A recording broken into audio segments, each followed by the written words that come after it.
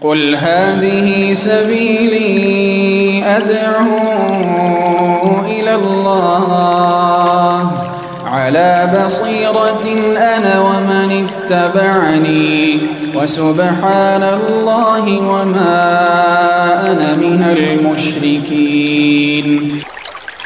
السلام عليكم ورحمة الله وبركاته.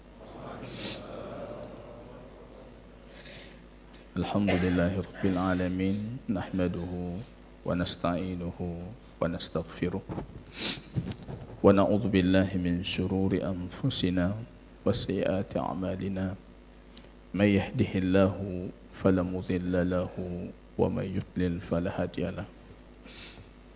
Asyhadu an la ilaha illallah wahdahu la syarika lahu wa asyhadu anna Muhammadan abduhu wa rasuluhu safiyuhu min khalqihi wa khaliluhu sallallahu alaihi wasallam wa ala alihi wa sahbihi al-kiram.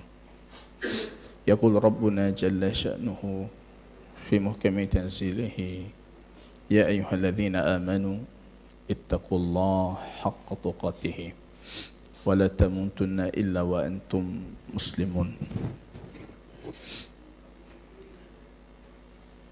Kaum muslimin sidang jamaah salat subuh yang diberkahi oleh Allah Subhanahu wa taala. Pujian dan syukur tiada hentinya senantiasa kita panjatkan kehadiran Allah atas segala taufik, karunia, petunjuk, hidayah, kesempatan Allah berikan sehingga kita bisa kembali berkumpul di rumah Allah menunaikan satu faridah Allah. Kemudian kita mempelajari ayat dan sunnahnya baginda Rasul sallallahu alaihi wasallam. Syekh As-Sa'di dalam muqaddimah mantumah qawaid fikihnya itu mengatakan i'lam hudita anna afdalal minan ilmun yuzilu anka syakka wad daran wa yakshifu al-haqqa lidhil qulubi wa yusilu al-'abda ila al-matlubi. Beliau mengatakan, ketahuilah sesungguhnya afdalul minan, karunia paling besar, nikmat paling besar yang Allah berikan itu adalah ilmun. Ilmun itu seperti apa? Ilmun itu baru menjadi karunia paling besar, yuzilu anka syakka wad daran. Kalau ilmu itu mampu menghilangkan syak, sangkaan, praduga, wadaran dan kotoran. Di rakaat pertama tadi imam membacakan ayatnya itu. Apa fungsi dari ilmu itu? Dengan bacaan imam yang sangat apik sekali tartilnya sehingga kita bisa mentadabburi firman Allah tadi. Anzala minas sama'i ma'an. Allah turunkan air dari langit. Fasalat awdiyatum biqadariha. Air itu akan memenuhi setiap lembah wadi itu sesuai dengan ukurannya. Ada yang lembahnya besar, airnya terisi banyak. Ada lembah kecil, terisi kecil sedikit. Wahtamala sailu zabadar rabiyah. Ketika air itu masuk lembah, kotoran yang ada dalam lembah itu, kotoran, bangkai, yang najis-najis dalam lembah itu semuanya diangkat oleh air. Di akhir ayat imam mengatakan firman Allah tadi, wa amma ma yanfa'un nas fayamkusu fil ardh. Yang tersisa dalam lembah cuma air yang putih, jernih, bersih yang bermanfaat untuk manusia. Yang tidak bermanfaat itu, kotoran itu terapung-apung di permukaan lembah. Ketika terisi lagi airnya, akhirnya kotoran itu keluar dari lembah. Seperti itu ilmu, kalau sekiranya ilmu itu bermanfaat. Yakshiful haqqa lidhil qulubi wa yusilul abda ilal matlubi. Hudita afdalal minan ilmun yuzilu anka syak. Menghilangkan dari kita syak. Menambahkan kita keyakinan. Tapi kalau makin bertambah ilmu, makin bertambah keraguan, berarti ilmu itu bukan ilmu yang bermanfaat. Yang kita janjikan jamaah kaum muslimin rahimani wa rahimakumullah, selesai dari pembahasan ini nantinya kita akan membuat satu majelis khusus yang kita bicarakan syubhat-syubhat di luar tentang asma Allah dan sifat husnanya.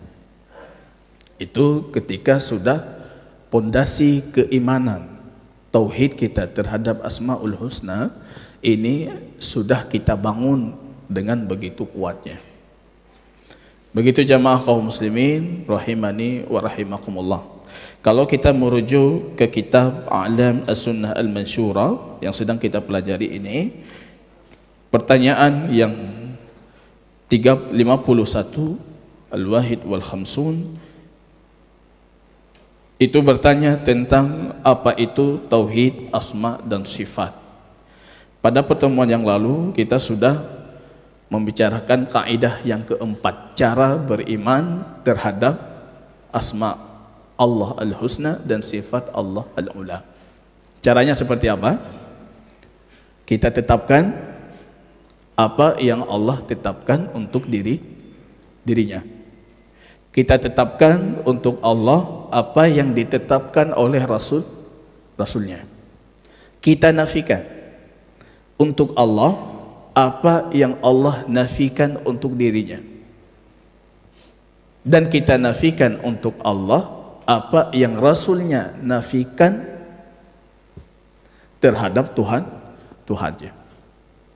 Penetapan itu kita tidak pernah membedakan. Pada pertemuan yang lalu kita menjelaskan ada sifat Allah yang sifatnya itu dzatiyah. Ada sifat Allah yang sifatnya ma'nawiyah. Ada juga sifat Allah yang sifatnya fi'liyah. 3 bentuk atau 3 jenis sifat Allah itu kalau kita klasifikasi dengan bentuk yang 3 tadi, semuanya kita tetapkan untuk Allah. Yang penting Allah tetapkan untuk dirinya. Menetapkan itu untuk Allah tanpa tashbih. Tidak pernah kita serupakan Allah dengan makhluk. Hasya lillah. Mustahil bagi kita menyerupakan Allah dengan makhluk. Tanpa tamsil, min ghairi takyif, memperagakan kita juga tidak. Merumpamakan tidak, memperagakan tidak. Ta'til, membatilkan maknanya. Ayat Quran tentang Asmaul Husna, hadis tentang Asmaul Husna, tidak pernah kita batalkan maknanya. Kita imani. Kita imani. Tapi pada pertemuan yang lalu jamaah kaum muslimin kita mengatakan mengimaninya, memahami tafsirnya cukup dengan sekedar membacanya. Tafsiruha qira'atuha. Jadi tafsirnya itu apa? Itulah bacaannya. Tidak ditakwil, tidak kita batalkan maknanya, tidak kita tahrif, tidak kita pelesetkan katanya, kita tambah, kita kurangi huruf supaya maknanya berubah, itu tidak kita lakukan. Kita mengimaninya sebagaimana Allah mengatakan tentang dirinya dan Rasulnya mengatakan tentang Tuhannya. Kalau seperti itu keyakinan itu akan melahirkan ketenangan dan kenyamanan. Tidak ada masalah kita. Kalau besok di hari kiamat Allah minta pertanggungjawaban, kita cukup menjawab mengatakan begitu yang terdapat di dalam Quran dan hadis Rasulmu. Kijit lagi nyawa akidah rona. Kenapa akidah anda seperti ini? Ya seperti itu saya dapatkan dalam kitabmu ya Rabb. Kenapa seperti itu akidah anda? Begitu saya dapatkan dari hadis Rasulmu. Selesai. Kalau anda melakukan takwil, tahrif, ta'til dan lain sebagainya, ketika datang pertanyaan yang sama, pertanggungjawaban terhadap akidah anda itu, siapa yang harus kita salahkan? Oh ini saya dapatkan dari mana itu? Makanya dalam Al-Quran disebutkan Akan datang Allah besok di hari kiamat dan orang-orang tidak mengenalinya. Tidak mengenalinya. Tidak mengenalinya dalam maksud mereka dulu punya keyakinan bukan seperti kenyataan yang akan mereka lihat di hari kiamat. Ini jamaah kaum muslimin rahimani wa rahimakumullah. Di pertanyaan ke-51 ini, di akhir penjelasan tentang tauhid asma dan sifat ini, beliau menyebutkan hadis inna lillahi tis'ata wa tis'ina isman man ahsaha dakhala al-jannah. Wa huwa fi sahih, kata beliau, wa qala sallallahu alaihi wasallam, as'aluka Allahumma bikulli ismin huwa laka sammaitahu bihi nafsaka aw anzaltahu fi kitabika aw 'allamtahu ahadan min khalqika aw ista'sarta bihi fi ilmi al-ghaibi 'indaka an taj'al al-Qur'an al-'azima rabi'a qalbi. Ini jamaah kaum muslimin mengantarkan kita untuk kaidah selanjutnya, itu kaidah keberapa sekarang?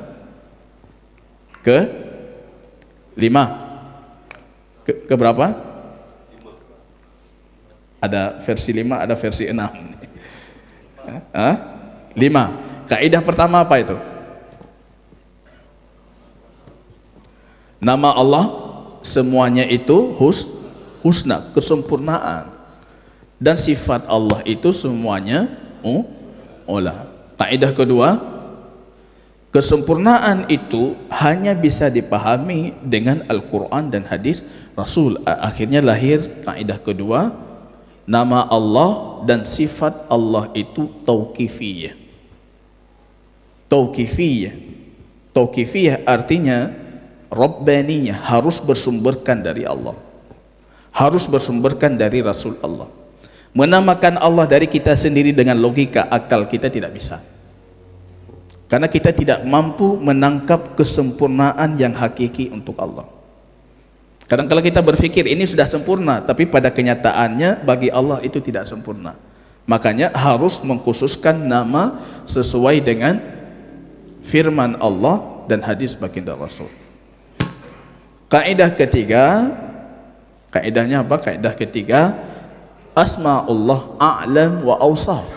Nama Allah itu bukan sekedar nama, tapi nama Allah itu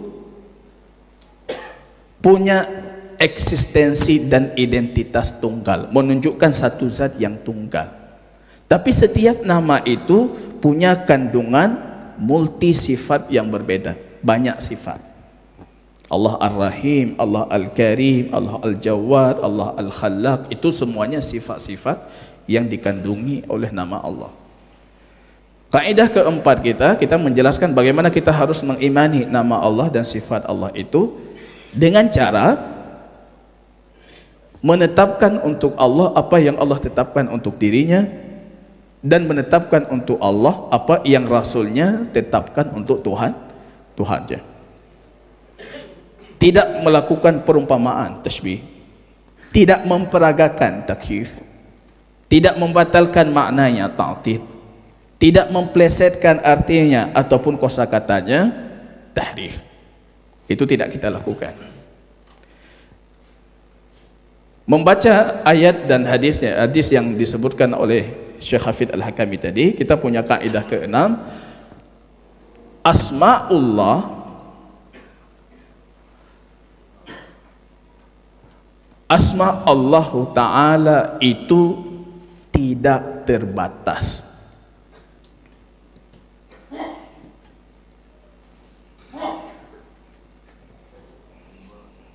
Ini kaidah ke-5 ya, ke-5. Jadi nama Allah itu tidak terbatas, ghair mahduda. Ini penting karena khilafnya itu berkaitan dengan nama Allah itu 99 saja ataupun lebih. Bahkan kadang-kala di luar itu sudah menjadi seperti domain akidah. Anda meyakini apa? Allah punya 99 nama atau lebih gitu. Kalau Anda mengatakan 99, Anda langsung diarah, oh ini kelompok ataupun firqah tertentu. Kami lebih, oh ini kelompok lain.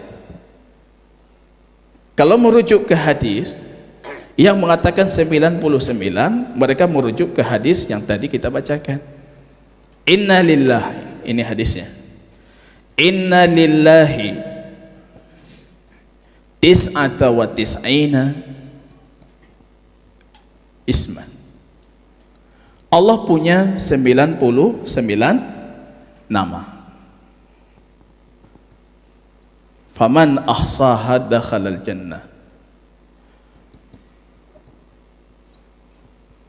Siapa yang mengihsa'nya, nanti akan kita bicarakan apa itu arti dari ihsa'. Dakhalal jannah. Allah punya 99 nama. Kalau sederhananya diterjemahkan itu, siapa yang menghitungnya maka dia masuk surga gitu. Padahal nanti akan kita jelaskan, ihsa itu bukan cuma sebatas menghafal, menghitung. Dia lebih luas lagi pemaknaan ihsa itu yang dimaksud dalam hadis ini. Allah punya ini, innalillah tis'atu wa tis'ina isman. Allah bahwa sesungguhnya untuk Allah itu 99 nama. Barang siapa yang mengihsa'nya, kalau diterjemahkan hari ini menghitungnya, maka dia masuk surga. Pertanyaannya, apakah hadis ini dipahami kalau nama Allah itu cuma 99? Ada yang memahami demikian? Ini coba lihat, ini konteks bahasanya. Allah punya 99 nama.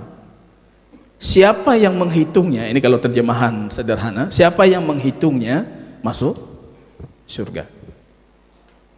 Apa ungkapan yang saya sebutkan tadi, itu ungkapan hadis, bisa dipahami kalau Allah itu hanya punya 99 nama? Kalau Anda bisa memahami demikian, atau Anda memahami, oh bukan cuma 99, ada lain. Coba lihat jamaah, beda dua ungkapan ini. Kalau saya berhenti di sini, ini jelas Allah cuma punya 99 nama. Inna lillah tis'ata wa tis'ina isman. Allah punya 99 nama. Itu kita langsung sepakat kita, Allah nggak punya nama lain. 99 itu saja. Tapi ketika dilanjutkan oleh Rasul, siapa yang menghitungnya masuk surga, ini memberikan pemaknaan lain. Ini sama seperti saya contoh penyederhanaan memahami hadis ini. Saya punya 10 juta, akan saya sedekahkan. Apa Anda memahami saya cuma punya 10 juta? Tidak 10 juta yang akan saya sedekahkan. Biasanya kita yang tidak kita sedekahkan lebih banyak gitu. Long napen 10 juta, nyalung sedekah 10 jutanya. Oh, Anda cuma punya 10 juta? Bukan, saya punya uang 10 juta, itu akan saya sedekahkan. Apa dipahami saya cuma punya 10 juta? Bukan, saya punya uang lain, tapi yang akan saya sedekahkan itu. Itu yang dimaksud oleh baginda Rasul. Allah punya 99 nama. 99 nama, ini nama yang istimewa. Nama istimewa ini, siapa yang mengihsa'nya, kalau sederhana, siapa yang menghitungnya, dia masuk surga. 99 nama ini, Allah punya nama lain. Kita cari hadis baginda Rasul, petunjuk-petunjuk lain. Hadis yang kedua yang kita bacakan tadi di muqaddimah, doa baginda Rasul. Allahumma inni as'aluka bikulli ismin huwa laka, ya Allah. Itu rahasia. Kalau saya berdoa pasti saya dahulukan dengan ungkapan tadi, hadis Rasul tadi, mujarab itu. Ya Allah, aku mohon kepadamu bikulli ismin huwa laka, dengan seluruh nama yang engkau miliki. Bikulli ismin huwa laka sammaitahu bihi nafsaka, yang engkau namakan dirimu dengan nama-nama itu. Sammaitahu bihi nafsaka au anzaltahu fi kitabin indak, nama baik itu nama yang engkau cantumkan dalam kitab-kitabmu, au 'allamtahu ahadun min ibadik, ataupun nama yang engkau ajarkan untuk para nabimu, ataupun nama au istasartahu, nama yang hanya engkau tahu, kami tidak tahu. Itu ini jelas sekali ungkapannya, hadisnya sahih. Nama-nama yang engkau khususkan, cuma engkau yang tahu. Itu istasartahu fil ilmil ghaibi indak, dalam ilmu gaibmu. Dalam hadis yang lain, baginda Rasul nanti ketika syafa'ah uzma, itu syafa'ah paling agung, syafa'ah paling besar, semua nabi itu menolak, tidak sanggup. Datang kita, umat manusia datang ke Adam, Adam mengatakan saya, bukan saya itu. Kita kemudian berlari ke Nuh, Nuh engkau Rasul pertama, dalam hadis seperti itu lafadznya. Oh saya bukan itu. Semua nabi itu mencari uzur dengan kesalahan yang pernah mereka lakukan. Datang ke Musa, Musa menolak. Datang ke Ibrahim, Ibrahim mengatakan saya pernah menipu 3 kali. Padahal tipuan itu dimaksud tipuan Ibrahim, tipuan benar, menipu untuk kebenaran. Saya pernah menipu 3 kali, saya bukan, tidak pantas untuk itu. Akhirnya semua manusia ini datang ke baginda Rasul. Analah, aku pemilik syafaat itu, kata baginda Rasul. Di bawah arsy-Nya Allah, dalam hadis itu disebutkan, Rasul memuji Allah, bahkan memuji Allah dengan nama-nama yang tidak pernah dipuji sebelumnya. Tidak ada dalam kitab Quran, tidak ada dalam hadis Rasul. Allah akan mengilham untuk baginda Rasul nama-nama keagungan itu. Kalau anda berdoa, baca itu. Itu dahsyat doanya itu. Ya Allah, aku mohon kepadamu dengan semua nama yang engkau punya.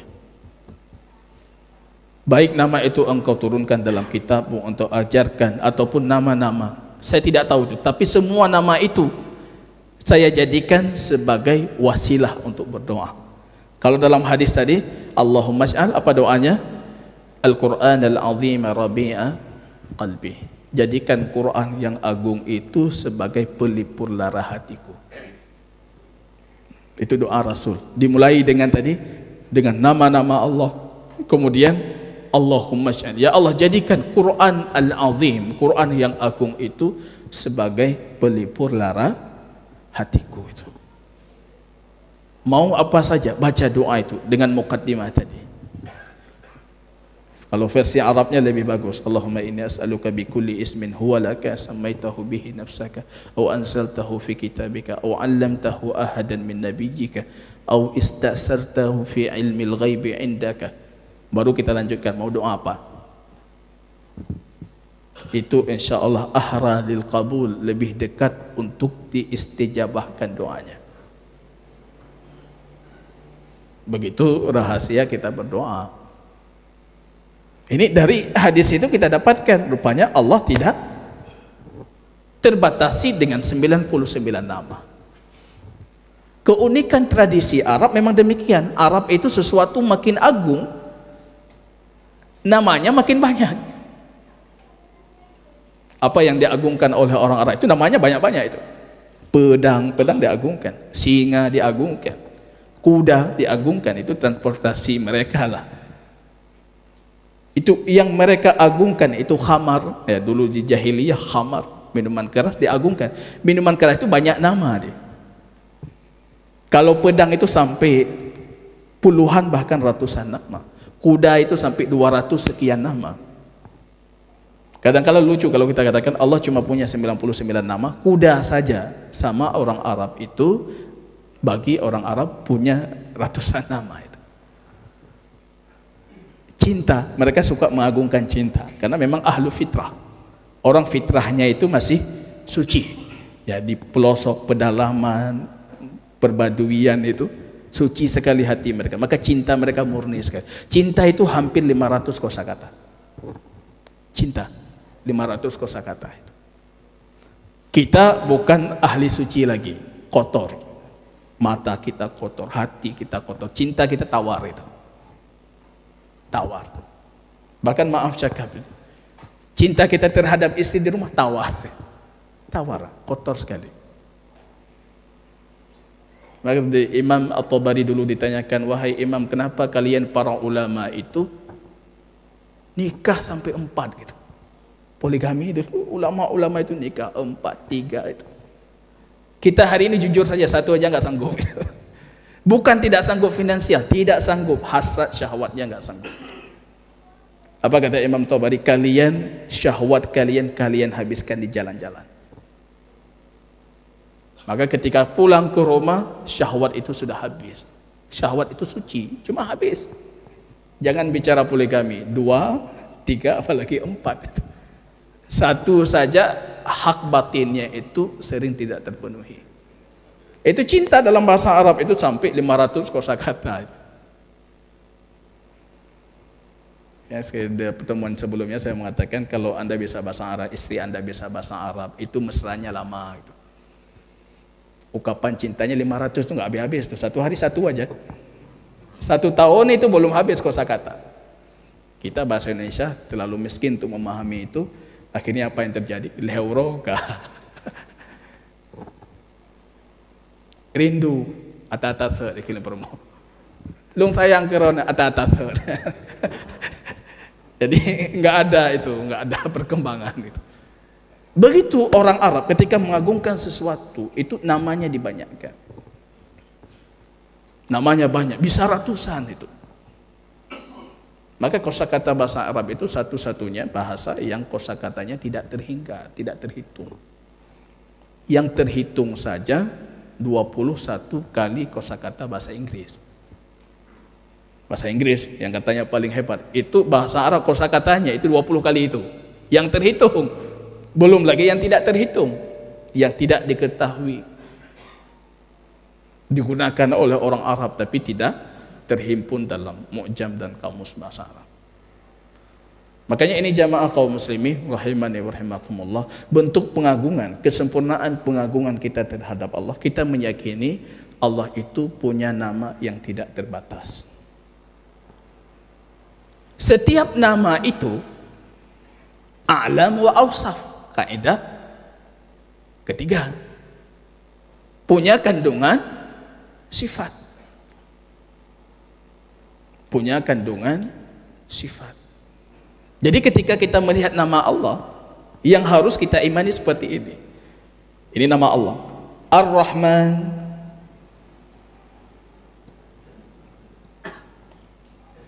Imani dulu. Iman, Ar-Rahman itu nama Allah. Masalah orang jahiliyah dulu ketika dikatakan Ar-Rahman, mereka bertanya, "Wa man huwa Ar-Rahman?" Ar-Rahman ini siapa? Menolak. Di Sulh Hudaybiyah, perdamaian Hudaybiyah. Catat kata Rasul, Bismillahirrahmanirrahim. Bismillah kami tahu. Ar-Rahman ini siapa? Ini menolak. Kita tidak, itu nama Allah kita imani. Nama Allah kita imani. Ar-Rahman itu nama Allah kita imani. Kalau tidak, sama Anda dengan orang jahiliyah. Tidak cukup mengiman itu sebagai nama. Kita mengimani itu ada kandungan sifat. Nama ini punya kandungan sifat. Apa sifat dalam kata Ar-Rahman? Rahmat, sifat rahmah, sifat kasih sayang Allah. Karena apa? Alif lam ini bukan alif lam biasa. Alif lam yang ada pada nama Allah itu namanya alif lam lilam hissifah. Lilam hissifah apa? Mengindikasikan kandungan sifat. Makanya ini penting. Ketika kasih nama anak, pakai alif lam. Kalau kata yang dikasih itu kata sifat. Tujuannya apa? Supaya nama itu bukan sekedar nama. Orang tua saya nggak paham itu. Anak jabut lagi tanya jabut. Muhajir, ya muhajir. Cuma mudah-mudahan Allah bermuamalah dengan nama saya itu dengan niat bapak saya. Oh ini hijrah, niatnya supaya betul-betul hijrah nanti ke depan, itu ya ada muhajir. Tapi kalau dikasih nama al-muhajir, alif lam itu alif lam li lam sifat. Anda secara langsung mengatakan, saya tidak mau muhajir ini jadi sekedar dia nama muhajir, tapi saya mau sifat hijrah itu ada padanya. Karim, kasih nama anak al-Karim. Al-Karim. Maka orang Arab dulu itu jarang memberikan nama tanpa alif lam, ya Karim aja langsung, tidak ada. Kalau nama yang diberikan itu nama punya kandungan sifat. Kasih alif lam. Alif lam itu apa? Kalau alif lam itu masuk ke dalam kata yang punya kandungan sifat, itu namanya alif lam li lam sifat.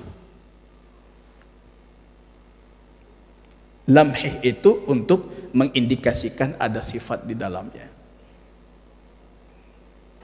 Jadi ketika kita menamakan Allah bukan Rahman, Ar-Rahman, punya kandungan sifat Rahman. Al-Jawad, Al-Karim, Al-Qadir, Al-Qahar, Al-Ghafur, Al-Ghaffar, Al. Semua Al itu penting. Rahim, Anda boleh menamakan anak Anda Rahim, tapi tidak boleh Ar-Rahim. Karena Ar-Rahim itu cuma Allah gitu. Kalau mau kasih nama anak Rahim boleh, Rahman nggak boleh, itu nama khusus. Nanti akan kita pelajari, ada nama khusus, ada yang boleh dinamakan makhluk dengannya, tapi dengan ketentuan tertentu. Nah, ini penting jamaah kaum muslimin. Kemudian apalagi yang harus kita imani? Yang harus kita imani selanjutnya, kalau sekiranya kata ini, kalau bahasa Arabnya itu kata muta'addin, punya sifat-sifatnya itu butuh objek. Apa bahasa linguistiknya itu Pak? Karakteristik atau apa? Kata yang punya kandungan sifat dan sifat itu butuh objek. Memukul kan butuh siapa yang dipukul. Kan nggak mungkin memukul tapi sendiri gitu. Memukul, siapa yang dipukul? Kalau dalam konteks ini, Allah Maha Pencipta, apa yang diciptakan? Ada objeknya. Allah Maha Pengampun, apa yang diampunkan? Ada objeknya. Kalau kata sifat ini punya kandungan objek, itu kata muta'addin, maka kita harus mengimani satu lagi.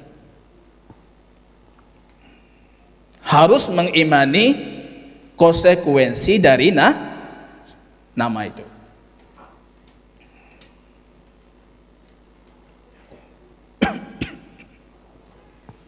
Dalam surah Al-Maidah Allah bercerita tentang para perampok, yaitu quta'ut turuq. Quta'ut turuq bahasa Arabnya pemotong jalan, itu para perampok. Allah mengatakan illal ladzina tabu min qabli an taqdiru alaihim fa'lamu anna Allah ghafurur rahim. Kecuali orang-orang dari para perampok itu sudah bertobat. Kalian belum pernah menangkap mereka. Ini kata Allah. Kalau perampok, begal, ditangkap langsung dihukum. Ya, kalau praktek hukum syar'inya seperti apa? Perampok itu disesuaikan apa yang dia lakukan. Kalau dia membunuh, dikisas, dibunuh. Kalau dia merampok cuma sebatas mencuri, ya hukum mencuri.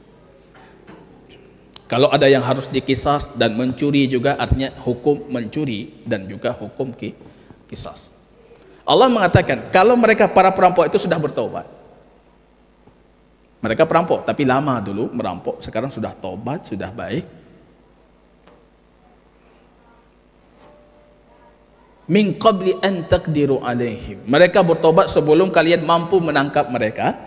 Fa'lamu, maka ketahuilah Allah itu Ghafurur Rahim, Maha Pengampun dan Maha Penyayang. Apa maksudnya ini? Maksudnya para ulama mufassirin sepakat, para perampok itu sudah bertobat sekarang, kita baru bisa nangkap mereka itu setelah bertobat. Jangan dihukum lagi. Dari mana kita dapatkan kata jangan dihukum lagi? Dari ujungnya, karena Allah itu Ghafur, Maha Pengampun. Ketika Allah mengatakan Allah itu Maha Pengampun, itu artinya apa? Allah sudah mengampuni mereka, Anda jangan hukum mereka lagi. Itu mengimani konsekuensi dari nama itu. Allah itu Ghafurun Rahim. Itu mengimani konsekuensi dari nama Allah itu. Ada nama Allah yang sifatnya ghair muta'addiyah, yaitu tidak butuh objek. Allah Maha Perkasa misalnya, Al-Qahhar, tidak butuh objeknya apa. Allah Maha Dermawan, butuh apa yang dermawannya, apa yang diberikan gitu. Ada yang tidak butuh, ada yang butuh. Kalau yang butuh itu harus ada satu lagi tambahannya, Anda mengimani konsekuensi dari nama itu. Konsekuensi nama itulah yang kita jadikan sebagai mediasi kita berdoa, wasilah kita berdoa. Ya Ghaffar, wahai Maha Pengampun, ampuni aku. Karena itu Maha Pengampun butuh objek. Ya Allah, jadikan aku objek pengampunanmu. Ya Rahman, Ya Rahim, yang Maha Penyayang, irhamni, sayangi aku.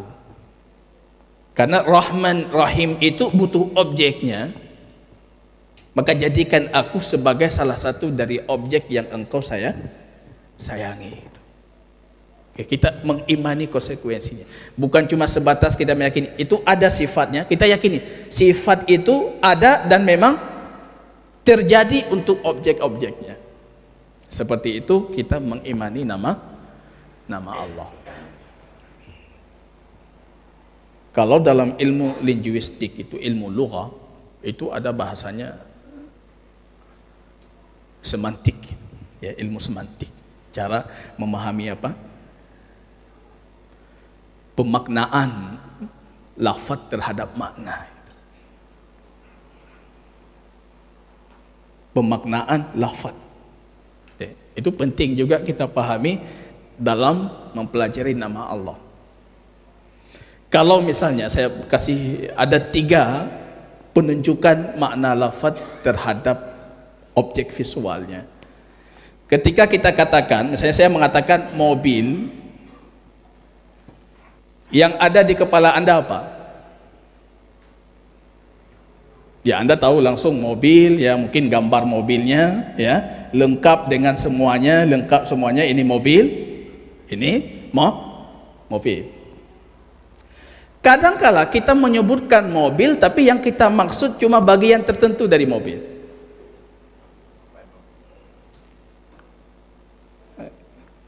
Kenapa Ustaz, mobil saya rusak, padahal yang rusak bannya? Kan tidak mobil kita semuanya rusak gitu.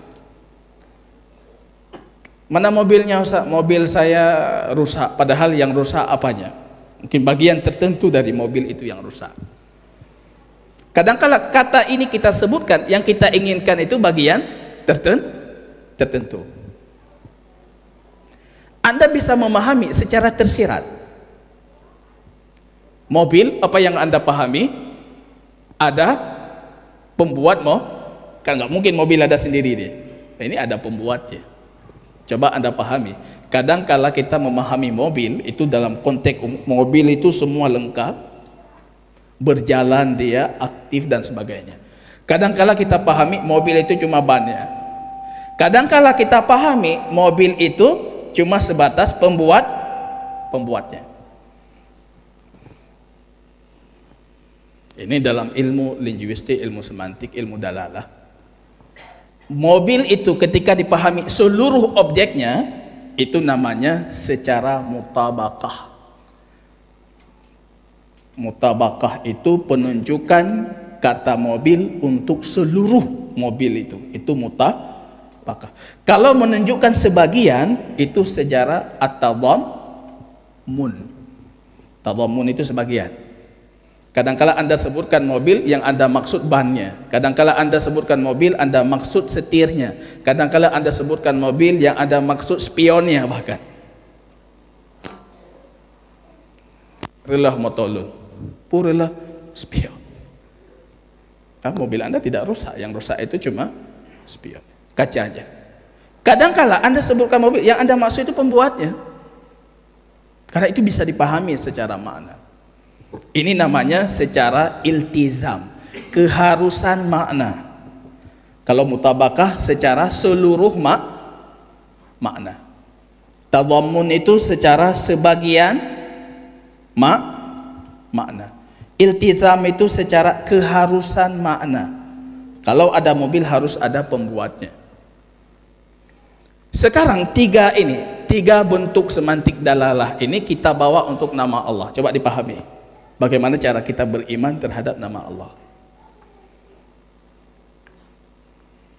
Allah punya nama Al-Khallaq. Apa arti Al-Khallaq itu? Maha pencipta. Kalau kata Al-Khallaq itu menunjukkan seluruh apa yang dikandungi oleh kata Al-Khallaq secara mutabakah. Apa maksud dari Al-Khallaq?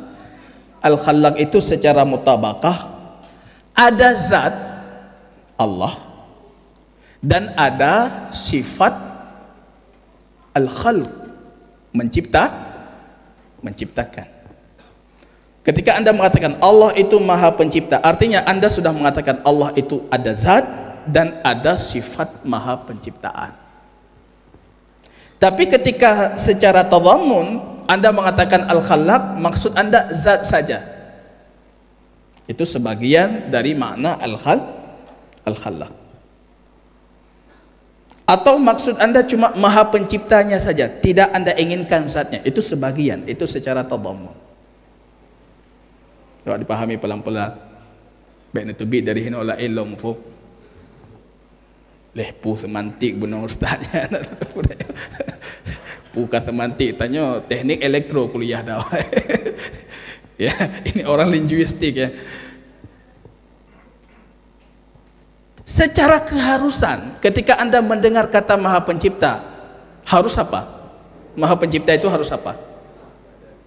Harus? Tidak mungkin ada yang menciptakan. Allah Maha Pencipta itu. Harus apa misalnya? Harus Al-Hayyu, Allah itu harus hidup. Kalau enggak hidup bagaimana bisa menciptakan? Itu kita pahami keharusan itu dari kata Al-Khallaq. Allah Maha Pencipta, artinya Allah harus hidup. Allah harus berilmu. Allah harus ingin irada. Allah harus mampu. Allah harus apa lagi? Allah harus bijak. Kalau tidak teratur penciptaannya. Allah harus hikmah, Al-Hakim. Coba lihat. Dengan cara seperti ini banyak sekali nama Allah bisa kita tetapkan walaupun hanya sebatas kita pelajari satu dari nama Allah. Ya, seperti itu. Ketika kita mengatakan Allah itu Al-Khallaq, berarti Allah itu Al-Hayyu, yang maha hidup. Karena yang maha hidup yang mampu menciptakan. Allah itu punya iradah. Karena kalau tidak punya iradah, ya kita sama semua penciptaannya. Anda beda jenggotnya, beda wajahnya, itu karena Allah punya keinginan. Kalau Allah tidak punya keinginan, ya satu produknya sama. Masuk masjid kita nggak tahu, ya sonan ron, bentukan. Tapi ketika Allah punya keinginan, maka lahirnya perbedaan ini.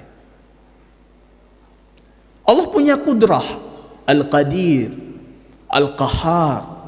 Itu semuanya bisa kita pahami keharusan dari makna Al-Khallaq. Nanti pulang ke rumah coba itu dipraktekkan. Saya ambil satu nama Allah. Oh, ini menunjukkan adanya zat Allah. Kan tidak mungkin nama tidak ada zat. Menunjukkan ada kandungan sifat di dalamnya. Kemudian kata itu menunjukkan ada keharusan dari nama itu. Begitu cara memahami nama-nama Allah. Ya, begitu cara kita memahami nama-nama Allah. Maka itu jadi ilmu tersendiri, jadi ilmu yang luar biasa kalau kita betul-betul memahaminya. Kenyamanan, ketenangan hidup Anda, Masya Allah. Anda tahu nama Allah Al-Alim, Allah Maha Mengetahui. Kecil besar Allah tahu. Yang luput dari mata kita Allah tahu. Nyaman hidup kita, nyaman. Oh, Allah tidak mensia-siakan saya. Allah tahu segalanya. Masalah yang saya pendam dalam hati saya paling dalam, orang di rumah tidak tahu, Allah tahu. Allah tahu. Nyaman sekali hidup Anda. Maka tauhid asma dan sifat ini, orang yang membatalkan maknanya itu rugi dia. Rugo. Kalau Anda imani benar, itu jadi kekuatan yang luar biasa. Rusak kita hari ini karena rusak tauhid asma dan sifat. Tidak kenal Allah. Orang datang kepada Umar bertanya, wahai Umar, apa beda kami tabi'in itu? Kok sahabat itu beda sekali dengan kami? God, baik semuanya, Masya Allah. Jadi pemimpin jujur, jadi ulama jujur. Dari ini kok bisa kalian itu seperti itu? Kata Umar, apa beda kami dengan kalian itu? Dua saja. Kami mengenal Allah, maka selalu menghadirkan Allah. Kami beriman terhadap hari akhir, maka selalu berfikir kami akan diminta pertanggungjawaban. Dua saja. Allah, hari akhir, dah cukup. Maka dalam banyak ayat itu Allah ulangi, Qul amantu billah wal yaumil akhir. Allah hari akhir, Allah hari akhir. Aminu billah, berimanlah kalian kepada Allah. Itu sudah cukup untuk merubah itu. Merubah masyarakat dengan itu cukup. Semuanya akan berubah itu. Kalau memang seperti itu pembinaan karakternya itu. Nah, ini jamaah kaum muslimin rahimani wa rahimakumullah. Nama-nama Allah demikian. 99 nama, ya. Para ulama masih berselisih untuk penentuan 99 nama. Itu belum final. Kalau besok datang satu orang lagi beristihad dia, bagi saya 99 bukan nama yang ma'ruf itu, nama lain dimasukkan. Bisa saja karena ini produk istihad. Rasul cuma mengatakan 99 nama. Man ahsaha dakhalal jannah. Rasul tidak mengatakan namanya ini. Enggak ada satupun hadis sahih dari baginda Rasul penentuan 99. Para ulama beristihad, Ibnu Taimiyah punya istihadnya, Imam Tirmizi punya istihadnya. Akhirnya mungkin hampir disepakati ada sekitar berapa? 81 nama didapatkan dari Al-Quran. 18 nama itu berdasarkan hadis. Yang 18 ini masih sangat diperselisihkan. Yang satu menilai, oh itu bukan nama Allah. Yang satu menilai, itu nama Allah. Punya kesempurnaan, kandungan macam-macam. Itu produk istihad. Tidak ada yang harus kita salahkan. Kalau sesuai dengan kaidahnya, kesempurnaan. Kalau tidak sempurna, kita tidak menamakan nama Allah itu, dan begitu juga para ulama tidak menamakan Allah dengan nama itu. Ini produk istihad. Nanti akan ada pertanyaan ke-52, nama-nama Allah dari Quran. 53, nama-nama Allah dari hadis. Cuma cara mengimaninya, ya caranya seperti ini. Baik dengan cara dalalah tadi, ya, ataupun dengan apa mazmun, maksud kandungan dari sebuah nama itu. Nah, itu caranya demikian. Begitu jamaah kaum muslimin rahimani wa rahimakumullah. Mudah-mudahan materi ke depan tidak lebih berat. Mantakala saya tinggal oleh dong. Ini nggak ada kandungan falsafah, nggak ada di sini. Anda tidak mau memahami yang panjang lebar ini, pahami saja apa yang Allah tetapkan untuk dirinya, aku tetapkan. Rasul tetapkan, aku tetapkan. Allah nafikan, aku nafikan. Rasul nafikan, aku nafikan.